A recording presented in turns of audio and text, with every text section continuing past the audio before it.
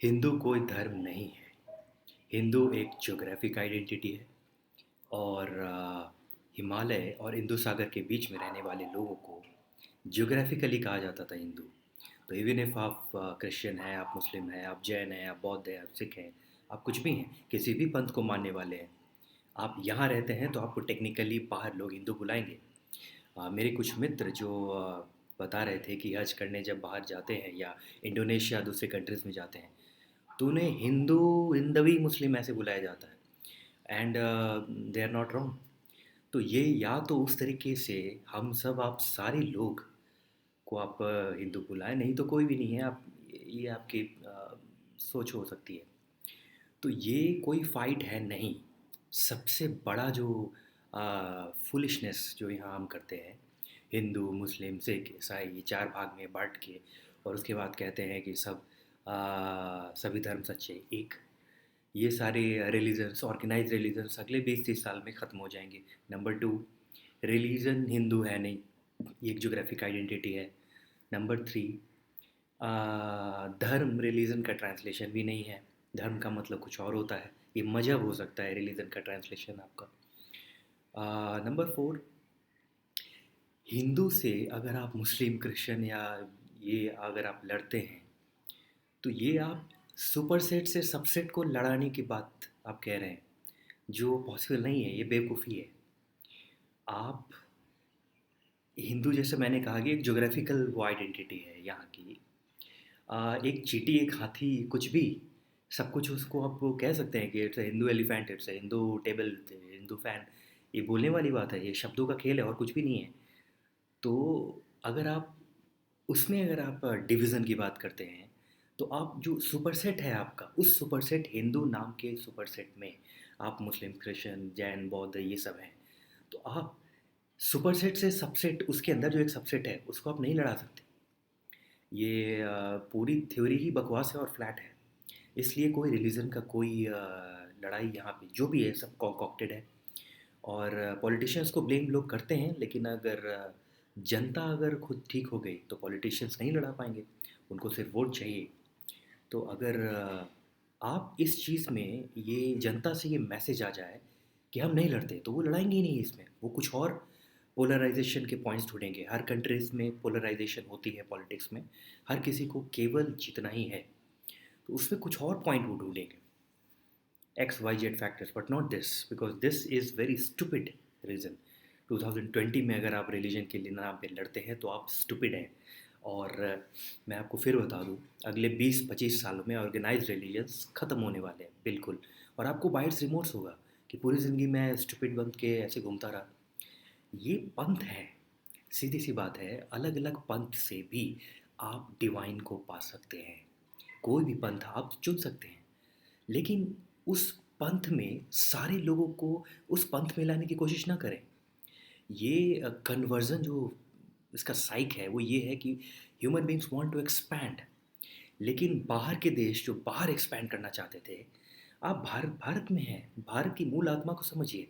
भारत बाहर एक्सपैंड नहीं करना चाहता, अपनी आर्मीज ट्रुप्स लेकर बटालियंस लेकर बाहर नहीं गया।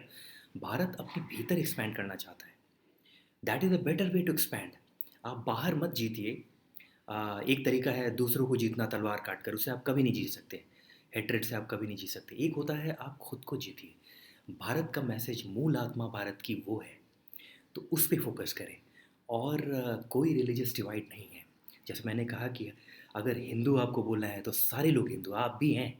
आप मुस्लिम हो, क्रिश्चियन हो, ज्यूज़ हो, बुद्धिस्ट हो, जैन हो, आप मूल रूप से जोग्राफिकली हिंदू हैं। उसके अंदर आपको जो भी पंथ मानना है आप मानिए। और किसी भी भारत के टेक्स्ट में, शास्त्र में हिंदू शब्द का कहीं कोई जिक्र नहीं है। ये सनातन धर्म जो कुछ लोग कहते हैं वो भी, सनातन धर्म नाम की कोई धर्म नहीं है। सनातन मतलब इटर्नल। जो धर्म है वही सनातन है, जो सनातन है वही धर्म है। जो इटर्नल, धर्म का मतलब धरी धातु से बना है, to hold. What holds, what is eternal is dharma. और धर्म का मतलब वो नहीं होता है, आ, पंथ नहीं होता है। तो हमारा जो कॉन्स्टिट्यूशन है वो धर्मनिरपेक्ष नहीं है। ये गलत है ये बात टेक्निकली, पंथ निरपेक्ष है। और किसी एक पंथ को हम बढ़ावा नहीं देंगे, ऐसा हमने कहा। मनुष्य स्वतंत्र है भारत में, किसी भी पंथ से आगे बढ़ के डिवाइन को पा सकता है, और ये मतलब है सेकुलरिज्म का। तो इस मामले में बिल्कुल ही सारी जो फाइट्स हैं, डिबेट्स, डिस्कशंस हैं, बेवकूफ़ी वाली बात है, शब्दों के हेर फेर से शायद भटक गए हैं लोग। और जिन चीज़ों को बाकी लोगों के लिए एक मैसेज है मेरा, जो बाकी जो जो भारत में कुछ लोग अपने आप को समझते हैं कि वो हिंदू नहीं है, वो मुस्लिम है, वो क्रिश्चियन है, उन लोगों से मेरा मैसेज है, जिन सब चीज़ों को आप हिंदू से जोड़ देते हैं, वो आपका भी है, वो हिंदू नहीं है, वो सब चीज़ भारत का कल्चर है। बाहर में रिलीजन का प्रॉब्लम, डिजीज़ दूसरे कंट्री से स्टार्ट हुआ है, और हज़ारों साल तक क्रूसेड्स और अलग अलग जिहाद और अलग अलग तरीक़ों से वो लोगों ने लड़ाई लड़ी है। भारत का क्या काम भाई? इस दो लोगों के बीच में भारत को आप क्यों ला रहे हो? ये ठीक है, अब्राहमिक कल्ट्स में वो उनकी लड़ाई है, ज्यूज़ से क्रिश्चियन लड़े, क्रिश्चियन से मुस्लिम, ये जो भी है। हमने तो ये कहा कि ज्यूज़ में, क्रिश्चियंस में, मुस्लिम्स में, हर पंथ में भी एक से बढ़कर एक महान लोग हुए हैं। भारत ने तो हर किसी को पूजा है, हर पंथ में। भारत में लोग मानते हैं कि हर पंथ में एक से एक दिव्य आत्मा लोग हुई है। तो भारत को अपने आपस के दो तीन के बीच जो लड़ाई है उसमें आप क्यों लाना चाह रहे हैं? रिलीजन का कंसेप्ट इंडिया में इम्पोर्टेड है, ये बाहर का ट्रैश यहाँ मत लाइए। यहाँ रिलीजन, ये रिलीजनलेस लैंड है, ये लैंड ऑफ बिलीवर्स नहीं है, ये सीकर्स है। हिंदू अगर कोई रिलीजन होता तो यहाँ पे बाकी रिलीजन की तरह एक बुक होता, एक कमांडमेंट्स होते, वैसा कुछ नहीं है। एक फैमिली में 20 लोग हैं, 20 लोग अलग अलग भगवान को पूज सकते हैं, कोई गणेश जी को, कोई विष्णु जी को, कोई एथिस्ट हो सकता है।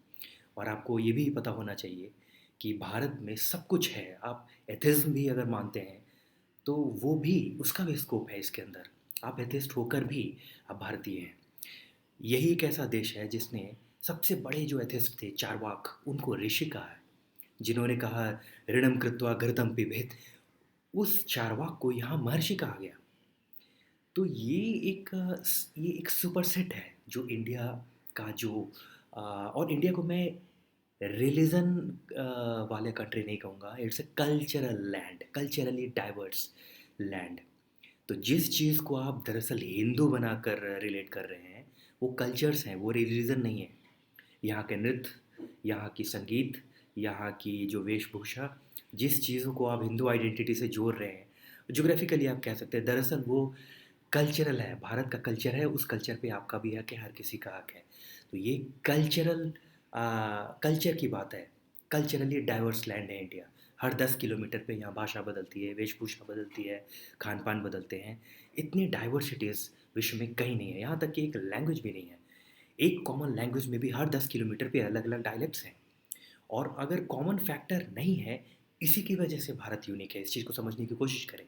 और वो कॉमन फैक्टर जो बाहर का ट्रैशेज़ है रिलीजन का, प्लीज़ उसे यहाँ लाने की कोशिश मत कीजिए। ये आप अपना ही नुकसान कर रहे हैं। और आप अगर सोचते हैं कि भारत का नुकसान करके अगर आप कहीं और से अपना एलिजेंस जोड़ते हैं तो अ, उसमें प्रॉब्लम क्या है मैं बताता हूँ। आप जिस ब्रांच पे बैठे हैं ट्री के, उसको आप काट रहे हैं, ये आपको पता नहीं। तो आप जिस ब्रांच पे बैठे हैं उसी को काटेंगे, तो आप खुद भी गिरेंगे। तो इसलिए ये रिलीजन का ये जो पागलपन है, इसे छोड़ दीजिए। ऑर्गेनाइज रिलीजन्स 20-30 सालों में ख़त्म होगा, हमारे आपके टाइम में ख़त्म होगा, आप भी देखेंगे। लेकिन ख़त्म होने के पहले बहुत उथल पुथल होगा। कोलैटरल डैमेज मत बनिए उसमें, इन सब चीज़ों में मत जाइए। गर्व से अगर कहना है या आपको नहीं मानना है, ये भारत में धरती माँ को पूजने की बात हुई थी। ऐसा नहीं है कि भारत से बाहर अच्छे लोग नहीं हुए, नहीं, यहाँ हर जगह, जैसे मैंने कहा, हर पंथ संप्रदाय में एक से बढ़कर एक लोग हुए हैं। और स्वामी विवेकानंद ने कहा था कि there have been great men and women in every race, every race on earth has produced men and women of highest calibre. तो ये ये जो प्रॉब्लम है, खासकर मेरा रिलीजन बड़ा हो, जो भी रिलीजन सबसे बड़ा होगा वो सबसे बड़ा वो अनपॉपुलर होगा, ये भी याद रखिए। क्योंकि the very fact that you had to expand, every religion is political movement. तो ये जो पॉलिटिकल मूवमेंट के नाम पे पूरे वर्ल्ड को कैप्चर करने का जो ये है प्रॉब्लम। क्या होगा कि इवन इफ आप इमेजिन कीजिए कि आपके सर्टेन रिलीजन को पूरे वर्ल्ड में कैप्चर कर दिया गया, फिर आप क्या करेंगे? फिर आप आपस में लड़ेंगे। हर उस तरह से जो भी रिलीजन है उसमें 50-50 पंथ हैं। आप ये मनुष्य के अंदर का एक इंस्टिंक्ट है कि डाइवर्सिटी, इंसान में जो लड़ने की प्रवृत्ति है। बाहर दूसरे देशों में लोग दूसरे से लड़ते थे, यहाँ भारत ही एक ऐसा देश है जहाँ पे खुद को, अपने आप को जीतने की बात कही गई। जो महावीर को जिनेंद्र कहा जाता है, खुद को जीतना, ये कितनी बड़ी बात है। और आप कितने महान देश में रहते हैं, ये आप सोचने की कोशिश कीजिए। एक से बढ़कर एक, हर पंथ से एक से बढ़कर एक दिए यहाँ पे चले। आप उस महान देश में हैं, इस जिम्मेदारी को आप समझिए। और इसीलिए ये जो नफ़रत फैलाने का कारोबार ही बंद कीजिए। भारत एक बिलीवर्स के लैंड में नहीं है, आप भारत में एक सीकर्स के लैंड में हैं। और आप कैसे भी, किसी भी तरह से, किसी भी पंथ से चल के मंजिल को पा सकते हैं, डिवाइन को पा सकते हैं। रिलीजन के नाम पे लड़ना बंद कीजिए। और कोई डिवाइड है नहीं, कोई भी डिवाइड नहीं है। हम सब रिलीजन, किसी भी रिलीजन के अंदर जो कोर एसेंस है स्पिरिचुअलिटी, उसको लीजिए। और बाहर का जो रैपर है उसको हटा दीजिए। So do not be religious, there is no need to be religious in today's time. Be spiritual and stay happy.